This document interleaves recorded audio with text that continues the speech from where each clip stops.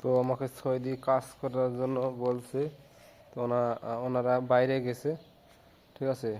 বাইরে যায় এবছর হয়তো কুরবানি দিয়েছে। তারা হয়তো নানির বাড়িতে যায়, তারপর হয়তো ভাইয়ের বাড়িতে যায়। এরা সবাই একটু দূরে দূরে যায় কুরবানি দেয়। তো আমাকে এখানে বলে গেছে যে একটু গাছত পানি দিও, ঠিক আছে। তো এগুলো গাছত আমি পানি দিই। এই যেগুলো গাছত, আমি ফুলের গাছ, এগুলো এগুলো ফুলের গাছ আমি পানি দিই, ঠিক আছে। তো আমাকে বলে গেছে, তাই একটু গাছত পানি দেওয়ার জন্য চলে আসলাম। দেখেন কত ফুলের, দেখছেন ফুল দিচ্ছেন, কত ফুল ধরেছে গাছে।